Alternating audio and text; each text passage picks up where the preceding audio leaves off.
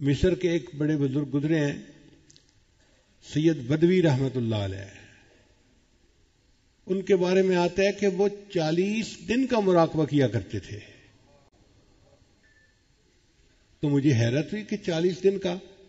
تو کتاب میں تفصیل لکھی ہوئی تھی کہ وہ صرف نماز کے لیے اٹھتے تھے اور جماعت کے ساتھ نماز پڑھ کے پھر مراقب، یا کسی وقت بھوک پیاس کی وجہ سے اٹھتے تھے اور کھانا کھا کے پھر مراقب. 40 دن وہ مراقبے ہی کی صورت میں گزارا کرتے تھے، اور اس کی وجہ سے ان کے چہرے پہ اتنا نور آ گیا تھا کہ لوگ ان کے چہرے کی نورانیت کو دیکھ نہیں سکتے تھے. تو آخری عمر میں وہ چہرے کو چھپایا کرتے تھے، جیسے عورتیں چہرے پہ نقاب رکھتی ہیں نا پردے کی وجہ سے، وہ اس طرح چہرے پہ نقاب رکھتے تھے. ایک مرتبہ ان کے خادم نے کہا کہ مجھے اتنا عرصہ ہو گیا خدمت کرتے ہوئے، آپ مجھ سے بھی چہرہ چھپاتے ہیں، مجھے تو اپنا چہرہ چھپا دیجیے. تو انہوں نے چہرے سے نقاب ہٹایا تو ان کا مرید جو تھا وہ وہیں غش کھا کر گرا، بے ہوش ہو گیا. اور یہی حال حضرت موسیٰ علیہ السلام کا تھا. جب ان پر تجلی پڑی تھی اس کے بعد لوگ ان کے چہرے کی نورانیت کو دیکھ نہیں سکتے تھے. تو سید بدوی رحمت اللہ علیہ کی بھی کیفیت یہی تھی. اتنا اللہ کا ذکر کرتے تھے کہ 40 دن تک مراقبہ کرتے تھے، اور بعض ہمارے بزرگ پوری پوری رات مراقبہ کرتے تھے. کیوں؟ ان کو ذکر کی لذت ملتی تھی. اللہ کے بڑے مزے جو بھی چاہے وہ چکھ لے. یہ تو کر کے دیکھنے کا کام ہے. اگر شروع میں لذت محسوس نہیں ہوتی تو استغفار کریں، اللہ سے دعائیں مانگیں اور کوشش کریں. چند دنوں کے اندر ذکر کی لذت ملنی شروع ہو جائے گی. پھر ایسا مزہ آئے گا کہ دل چاہے گا کہ میں مراقبے میں بیٹھوں اور کوئی مجھے ڈسٹرب نہ کرے. ایسے بھی لوگ ہیں دنیا میں جو روزانہ کے معاملات کرنے سے پہلے 2 رکعت نفل پڑھتے ہیں، یا اللہ اب میں معاملات میں بیٹھ رہا ہوں، کوئی بندہ نہ آ جائے جو مجھے ڈسٹرب کرے. تو گھنٹوں ذکر کرنا مشکل نہیں ہے، مگر اس کی لذت مل جائے تو. آج بچوں کو دیکھو، آئی پیڈ کے اوپر گھنٹہ 2 گھنٹے بیٹھنا کوئی مشکل نہیں ان کے لیے. اگر ایک بچے کو آئی پیڈ پہ تصویریں دیکھنے کا اتنا مزہ آتا ہے تو اللہ والے جو ذکر میں بیٹھتے ہیں ان کو بھی اپنے دل کی سکرین پہ پتہ نہیں کیا دیکھنے کا مزہ آتا ہے. رہوں بیٹھا میں اپنا سر جھکا کر،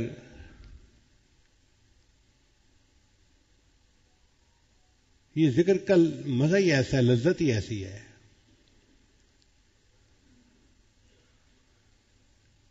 ویسے ایک دستور ہے کہ دنیا میں کسی بھی بڑے آدمی کو آپ ملنے کے لیے جائیں تو آپ کو انتظار میں بیٹھنا پڑے گا.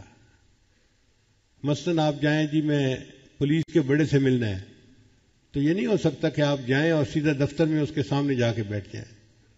آپ کو دفتر کے بعد انتظار کرنا پڑے گا. جی صاحب میٹنگ میں فارغ ہوں گے، آپ سے بات کریں گے. آپ کسی بڑے مفتی کے پاس جائیں، کسی بڑے آدمی کے پاس جائیں، جس بڑے کے پاس بھی جائیں گے آپ کو انتظار کرنا پڑے گا. اور اگر کوئی VVIP پرسنالٹی ہے، جیسے ملک کا صدر ہوتا ہے، تو پھر تو آپ کو ہو سکتا ہے مہینوں انتظار کرنا پڑے. تو جس طرح دنیا کے کسی بڑے سے ملنے کے لیے انتظار کرنا پڑتا ہے، اللہ تعالیٰ کا دیدار پانے کے لیے بھی بندے کو انتظار کرنا پڑتا ہے. اب یہ انتظار دنیا میں اگر شروع کر دیں تو ہر روز آدھے گھنٹے کا مراقبہ، 1 گھنٹے کا مراقبہ، میرے وہ جو انتظار کا ٹائم ہے وہ پورا ہوتا جا رہا ہے.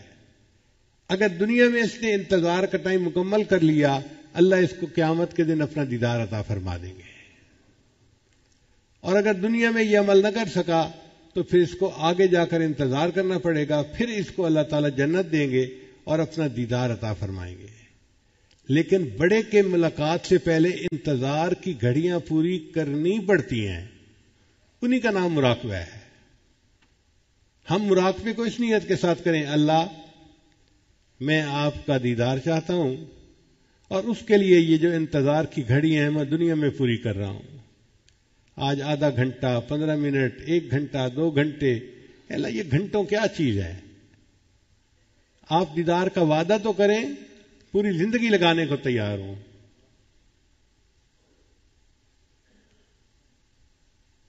سر طور ہو سر عرش ہو ہمیں انتظار قبول ہے.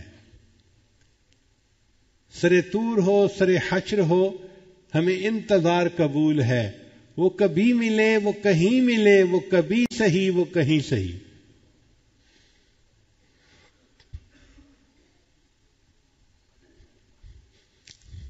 اللہ آپ ملنے کا وعدہ تو کریں، کبھی ملے کہیں ملے،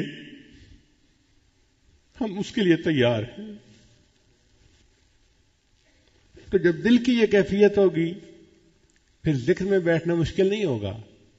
انسان مصروفیات میں سے ٹائم نکال لے گا اور کچھ نہ کچھ وقت نکال کے روزانہ اللہ کی یاد میں بیٹھے گا. جس طرح ذکر کی لذت ہے اسی طرح اللہ کے قرآن پڑھنے کی بھی لذت ہے، مگر وہ لذت ہر بندہ نہیں محسوس کر سکتا.